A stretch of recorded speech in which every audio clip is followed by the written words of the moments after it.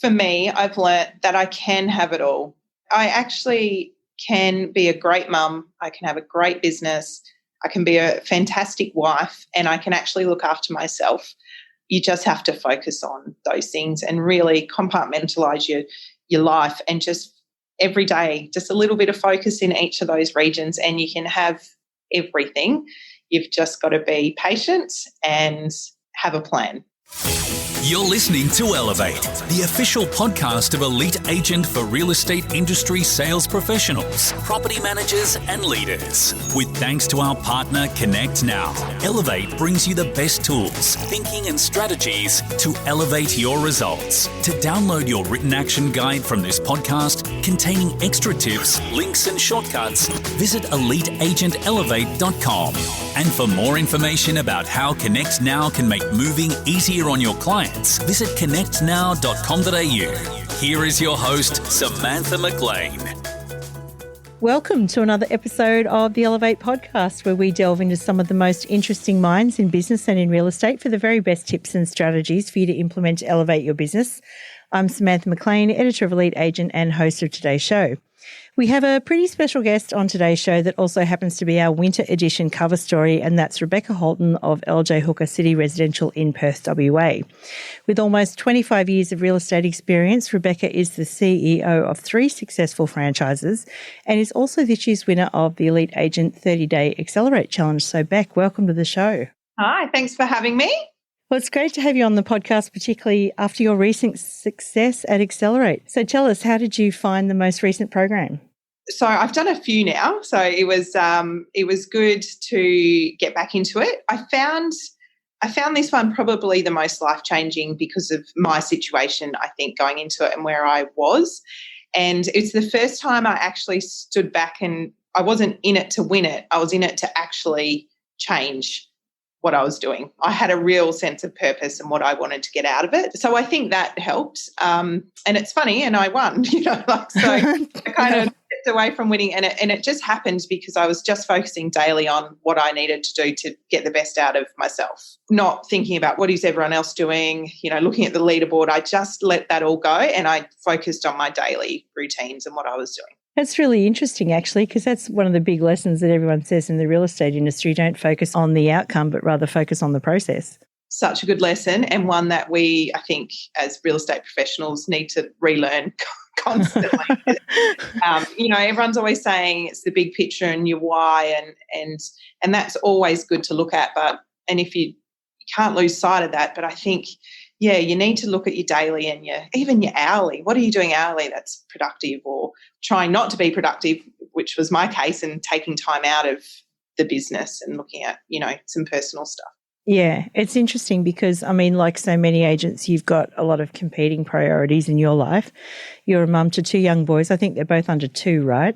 They are, up until 2 weeks when my eldest turns 2.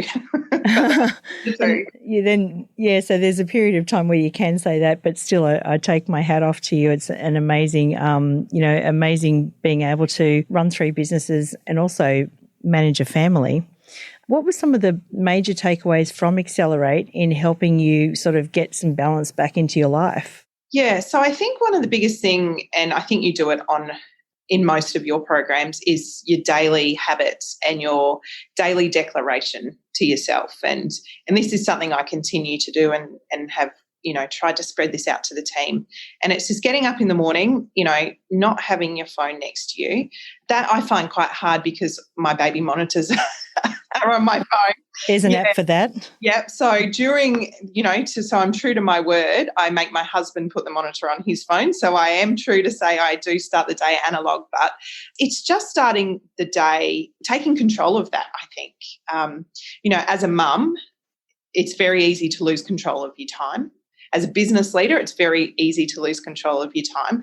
So if you're both of those things, and everyone's a leader in their business, you don't actually have to have the title, but you just can lose control very quickly. So I think the best thing from, Transform and Accelerate is to sit back and just take control of the smallest thing you can. Not try and control everything, just take control of one thing, and if that's how you start your day, everything else just seems to fall into place. So, during my previous transforms, I probably I tried and then it didn't work, and I tried again, and then I just committed to it this one, the most recent one, and it just was a non-negotiable. Even if I had to get up at 4 o'clock in the morning, I started analog. I wrote down my daily declaration. I revisited what I want to achieve out of the day, and then everything else just fell into place a lot easier. It's amazing how it actually works. Like I can tell you, I sort of follow the same habits myself most of the time, and the days that I don't write down my priorities of a morning, generally stuff doesn't get done. But the days that I do, even if I forget what they were, I'll go back and have a look at them and go, oh, yeah, I did that. It's weird how it works. So strange. And the other one was getting rid of social media off my phone. You know, I'd gotten rid of, during Transform in the beginning of the year, I turned all the notifications off, but I hadn't actually deleted the apps. And then with Accelerate, I deleted the apps, and it took about a week before I stopped logging on to have a look. And I just couldn't believe how much time I got back. And eventually I just forgot about it. You know, I actually forgot about it until I had to do something for the business on social media, or I got an email to say there was an invite to an event or something. So I tried to set it up that I wouldn't miss out on too much, because so much is done via events and things now. And that just gave me, you know, I really found myself getting really cranky at my children if they interrupted me scrolling. Like, how bad is that? I want something and I'm like, I'm really busy scrolling through other people's crap. Like, I just had a real moment of, you got to get a grip. You know, it's not that important. And most of the stuff on social media makes you feel terrible anyway. You know, like you compare yourself to because it's everyone's highlight reels, and just didn't have time or space for it in my head anymore. It's a really good lesson for sure. And so you won $5,000. What are you going to spend the money on? Well, I'm going to spend it on the team, because I think my biggest lesson was putting yourself first and really looking after yourself so you can look after everyone else around you. And, you know, I quickly realised that I'm not the only person in that situation. Like, you know, 99.95% of our team is in that situation, whether they're single mums, single dads, have no children, have children, whatever it is. I think they always feel that they need to put our business first, which is a great thing, but it's also terrible for culture. It's good, and you know, it's so counterintuitive. So I'm spending the money on doing a day with the team on how to get their head right, work on their health, their wealth, whatever they want to work on. That's going to be incorporated, and I've got some speakers who are going to come in and really work with the team on that. And then what I've decided to do, and it's not the prize money as such, is, you know, I just want to give everybody 8 hours every quarter that they can use in work time to work on themselves. So whether they want to do some volunteering or go to the gym or go for a walk along the beach, I don't care how they spread their 8 hours out, but we're going to give that back to them and say, it's for you, and you've got to do something for yourself, not for your family. It can't be for someone else. And they have to send me a photo with the hashtag I was selfish today. So that's all I'm asking. So we're just going to try and build more of a culture around it's okay to be selfish for a little bit. Yeah, absolutely. Well, I can't wait to see some of those photos coming through, because I reckon that there's a lot of scope there, Beck. Are you ready for it? There's a lot of scope, yeah. I'm hoping that I'll make sure our marketing team clear the hashtags before they're done. Absolutely. So let's talk a little bit about your career, because although you're young and you've got a young family, but you've been in the real estate industry for like 25 years and you're a second generation agent. How did you get your start in the real estate industry? Yeah, so my mum was a real estate agent, and she's always worked for LJ Hooker. So I grew up knowing the brand, and she was a very successful salesperson. And then when I asked her, she had her own business, I asked her if I could come in and be part of the business, and she said no.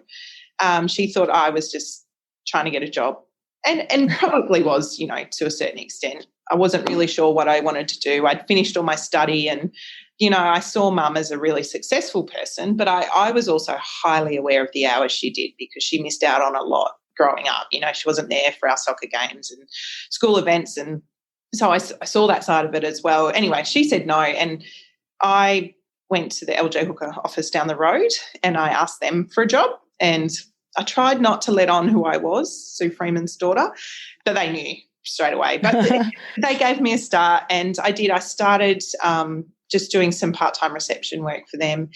And then within a couple of weeks, they offered me like a lead generation role. So I went into that, and then a property manager left and they asked me to go into that. I did that for 7 days. I hated it. I was really honest with them. I'm not organised enough. I'm just not that type of person. So I went back into lead generation, and then I pretty much started selling when I was 18. And then I think I made the LJ Hooker Captains Club within my first 2 or 3 years, and then Mum recruited me back very quickly. I bet she did. And you studied auctioneering as well. You're an auctioneer.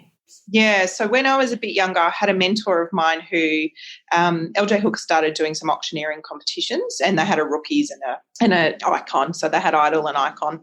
And he just sent me an email and said, I bet you can't, and I said, okay, righto. So I did. I just started in the rookie competitions, and I did quite well, and I really enjoyed it. So I just did competition auctioneering for a couple of years, and then I went and got my license and started to call auctions, which I absolutely love doing.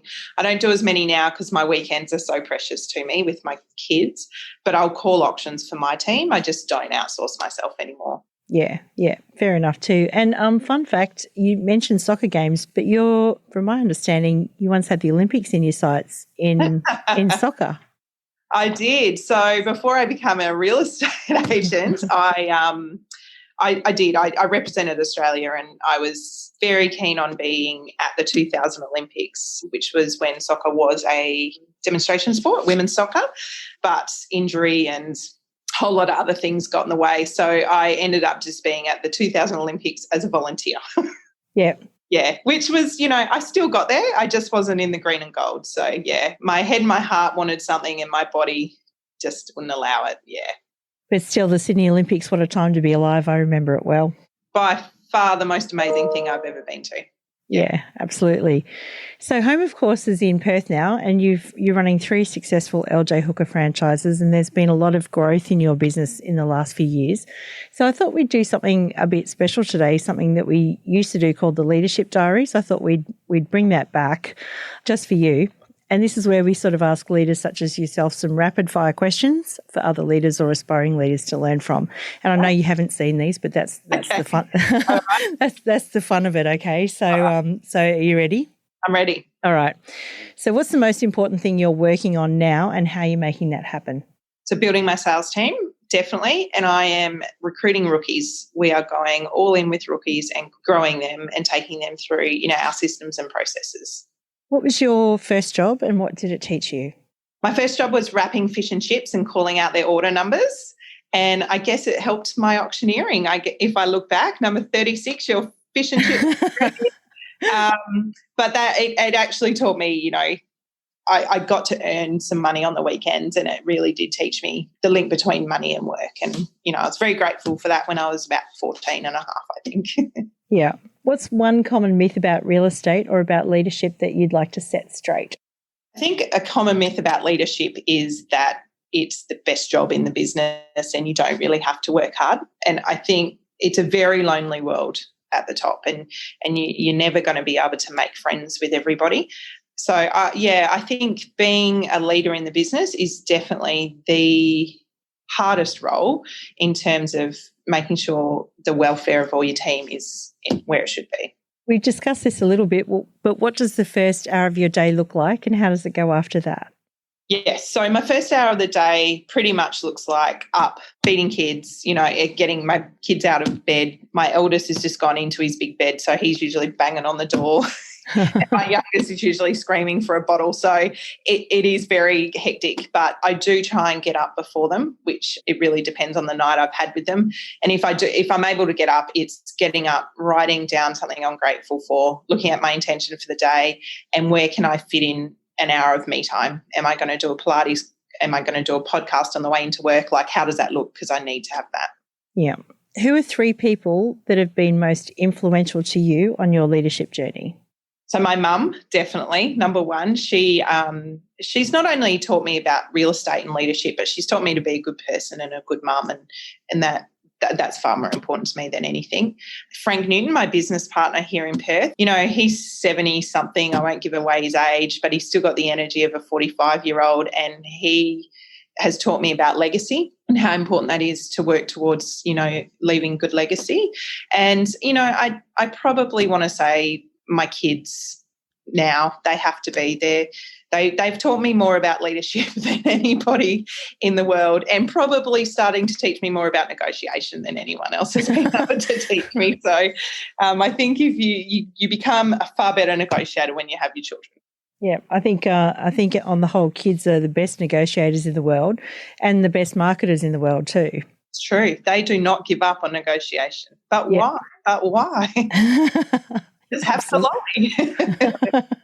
Absolutely. Yeah. Looking back, what do you think was your biggest mistake in growing your business, and what did you learn from it? I think the biggest mistake was when cash flow isn't an issue, I think you throw people at problems. So cash flow isn't an issue. Someone comes to you with a problem. You can generally fix that with plugging a new person into the business. And we did that during our good times early on, in the last decade. And then when the market shifted in Perth and it came back very quickly, we looked at the business and we got rid of $300,000 to $400,000 in salaries, and the business didn't change. So we were so top heavy in people. And what we learned through that is how we can be so much more efficient, whether it's, with more technology, better systems, better processes. So now that the market's turned and we are super efficient, we are more profitable than we've ever been. Yeah, amazing. In the early days, what do you think, or even now, what's the most important risk that you took? Look, I think we take risk every day on employing new people. I also took a risk of getting rid of those big managers out of the business, and we looked at that, and the more of those people I got rid of, the more that came back onto me. So that was a big risk. But look, I think if you're not taking risks, you're not growing. So we're always happy to take good calculated risk. Some of them haven't paid off, and it's generally with people. Looking at management roles, we've put on some people that we think these guys are going to be able to work with us and move forward, and they haven't. And being in separate geographical offices, sometimes you let them go too much and it goes, it doesn't work out, and then there's a lot of work for us to go in and try and rebuild. Usually people is the biggest risk for us, yeah. We're going to move on to people now. So what's your favourite question to ask someone in a job interview, and what does it tell you about them? Oh, favourite question. For me, I always ask them what their parents would be most proud of. However they answer that tells me a lot about their values. So, I always say to someone, if I was sitting here with your parents, what would be the thing that they tell me they're most proud of? And it's not usually the thing I'm looking for. It's how they answer and speak about their parents. Or their brother or their sister or whoever it is that they would, want them to say. So that's a really good one. And my other question is, if you're not successful, what are you going to do? And I like to think if they say they're still going to continue pursuing this career, that makes me really happy. If they say things like, oh, I'll just look for another career, well, that's, I just think they're just here for a job. Yeah. So probably those two questions. Yeah, great questions. How do you help new employees understand the culture of your business? Yeah, so we have a induction program which is around, obviously my office manager looks after them day to day, come in, this is your phone, your desk, how we lock up everything, how it all works. I generally try and book in like a lunch with that person in their first month where it's just them and I, and they can have half an hour of my time and any questions they've got. But for us, it's more, I have a very flexible culture, and it's hard for me with new people to explain what that means to me. I have no time for anyone who watches the clock. I actually don't care when you come to work or when you go home. You get paid a certain amount to do a certain job, and how you do that's up to you. Because I don't want a culture of clock. It just drives me insane. And, I try and let everyone know that it's none of their business what anyone else in the business is doing. They just have to focus on getting their job done. So it works really well in some parts of the business. In other parts, and especially if they've come to us from another business that it's been a clock watching culture, it does take a while for them to, if someone comes to me and says someone left at 4:30 yesterday, I go, I actually don't care. Yeah. I've worked really hard to try and get that culture into the business where this is your role, this is what your responsibilities are. How and when you do that actually doesn't worry me, as long as it gets done. A lot of people don't get it when they first get in, But once they get used to it, they appreciate it. They can work from home. They can work from wherever they like. But if I start to get complaints, we rein it back in. I was going to ask you, I mean, this is not part of the Leadership Diaries questions, but you do have 3 offices. So how do you maintain culture across those 3 offices when you can't physically be in 3 places at once? Yeah, so our 3rd franchise is a satellite office that just runs through our city office. So we only have 2 geographic offices, and they are an hour away from each other. They're not just down the road. So lots of Zoom meetings. I do run them as 2 different. There are 2 different businesses. So what we do in the city, we don't do in Mandurah. Different cultures, different demographics. So we do some things together. We certainly try and come together and do some things, but they are run as 2 separate companies. I don't get to Mandurah as much as I would like to. Frank does that for me.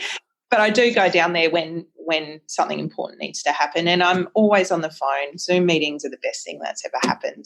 Yeah, and we've always got Facebook Messenger chats going and WhatsApp, and yeah. I mean, obviously the market's had a big turnaround in WA recently, but how do you motivate your team when times are a little bit tough?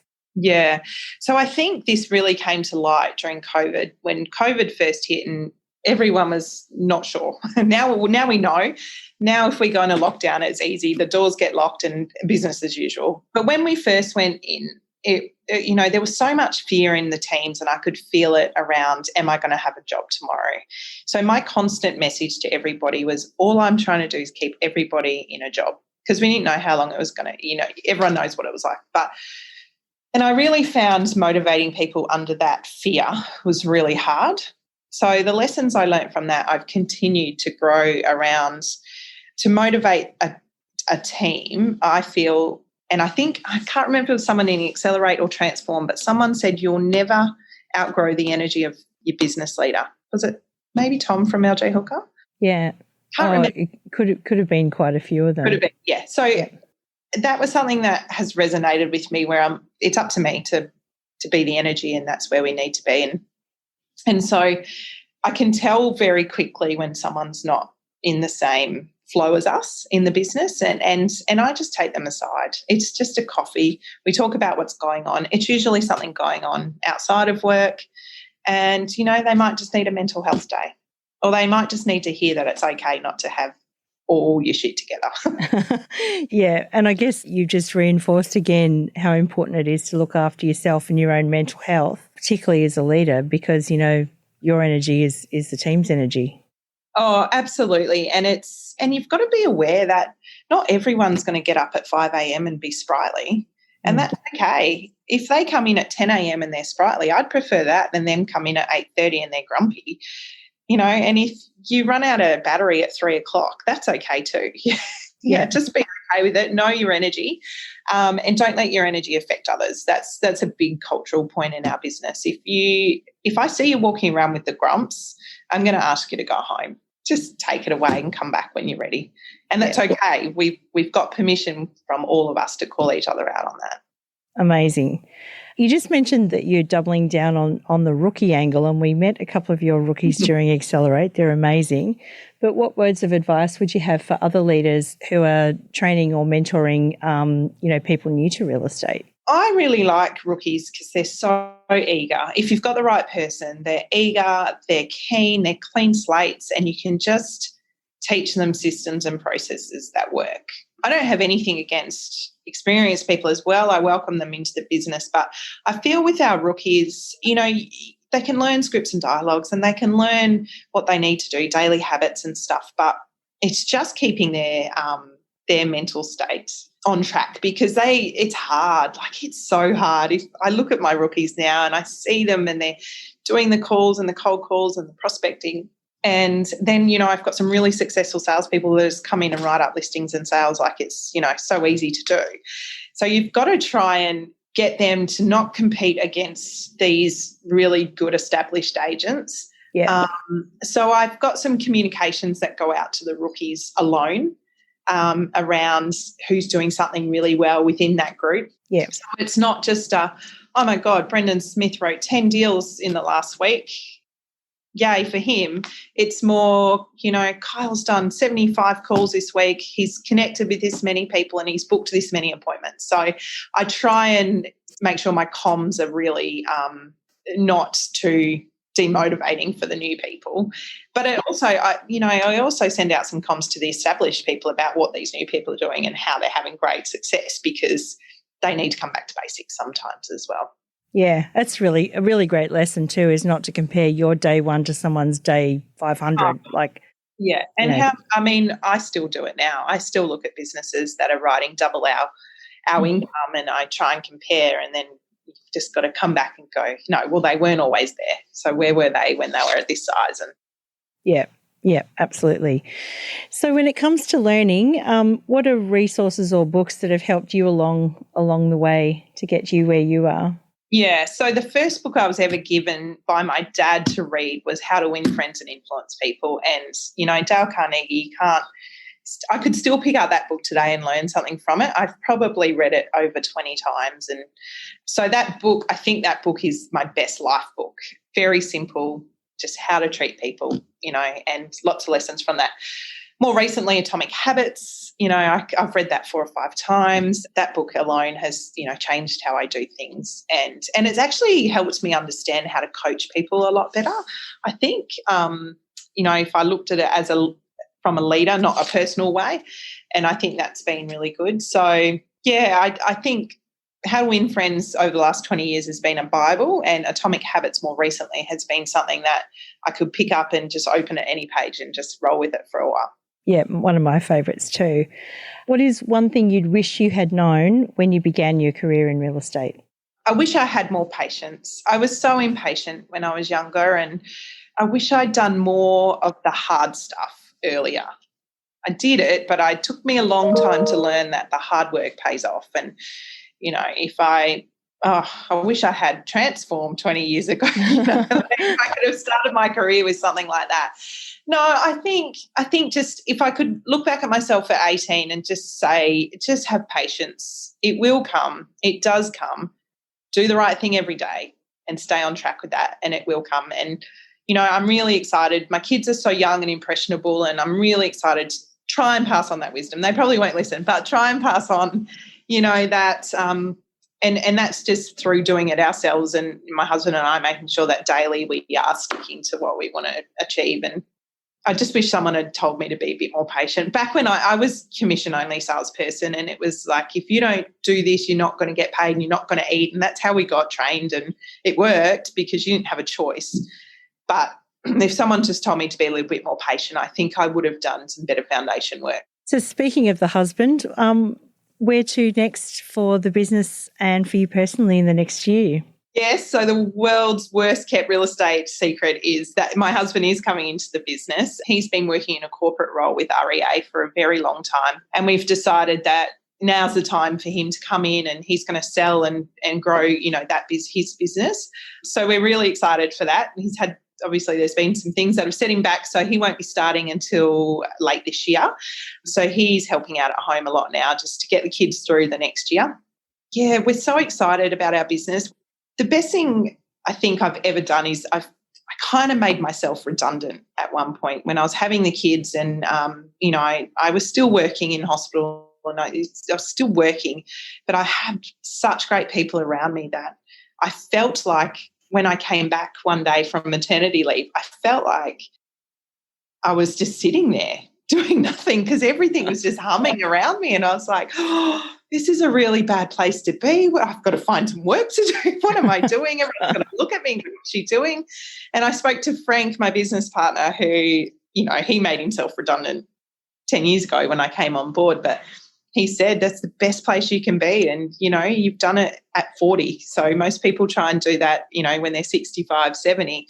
So I actually turned it into a positive and thought, okay, well, I just need to work on strategy and growth, and I've got plenty of time to do that. So I'm starting to look for a coach, someone who can hold me accountable and take us to the next level, because that can't be my husband, and it can't be my business partner, Frank, because he's like a dad to me. He's a granddad to my boys. So I want to look for an outsourced person who can, really sort of ask me the tough questions and not let me get away with too much, because we're in a really comfortable, very profitable business, but I'd like to double that. We've always said by 2025 we want to be at 5,000 properties under management. So, that's doubling our business. So we've got to got a bit of work to do in the next 4 years. The years are ticking very quickly. Yeah, that's a big goal, but they say if it doesn't scare you, it's not a big enough goal. Yeah, and it probably isn't big enough because it doesn't scare me because we've got such a good plug and play business, but it scares me because I think the time frame is creeping up very quickly. So I'm happy with that. And if when we get to that, it will be to double that again. And hopefully by 2030, I can boots off and just enjoy things for a little bit. A few soccer games with the next generation. Oh, yeah. Maybe. Maybe. Might just be have a few glasses of wine this point. I think you've earned it. Look, it's always great catching up with you, and thank you so much for sharing your knowledge with everyone today. It's incredible. I'm sure that there's a lot of people that have gotten a lot out of this, and particularly some of the female leaders who would look at you, no doubt, and be completely inspired. And I have to say, on behalf of Elite Agent and LJ Hooker and everyone that did Accelerate, we were all super inspired by, your journey and what you've done, and, you're an incredible leader. So thank you. Thank you. I just love it, and I'll be back next year. I'll just keep doing it and finding one thing to improve on and bringing my whole team with me, hopefully. So, it's good. And thank you guys. You guys just give back so much. I get the magazine, and I think I was thinking about it the other day, and it was Roxanne Patterson was on the cover back in 2015, 14. I can't remember. She was an LJ Hooker rookie at the time. And I remember going, what is this magazine? And we got a copy in our bag at the conference. And from that day, I've looked forward to the issue coming out because there's just so much gold in it. I'm just so excited to be on the cover of it. I never thought it would happen. I wrote it down as a goal, and that was just, oh my God, that means I've become successful in our industry goal. So I'm very excited. Thank you. Oh, I think everything happens at the right time for the right reason. Agreed. Anyway, I'll end with my final question to you, which is my final question to everyone on the show, is if there was something that you'd like to leave listeners with or an important takeaway that you'd like people to remember, what would it be? I think for me, I've learnt that I can have it all. I actually can be a great mum. I can have a great business. I can be a fantastic wife, and I can actually look after myself. You just have to focus on those things and really compartmentalize your life, and just every day, just a little bit of focus in each of those regions, and you can have everything. You've just got to be patient and have a plan. Yeah, and it all adds up for sure, doesn't it? Definitely, yeah. And if anyone tells you you can't be everything, I think you need to wipe them out of your life and go, actually, I can. I just need a plan around it. Yeah, totally. Beck Halton, thank you so much. Thank you. We hope you enjoyed this episode of Elevate with thanks to connectnow.com.au. Don't forget to download your written action guide from this podcast containing extra tips, links and shortcuts. Visit eliteagentelevate.com.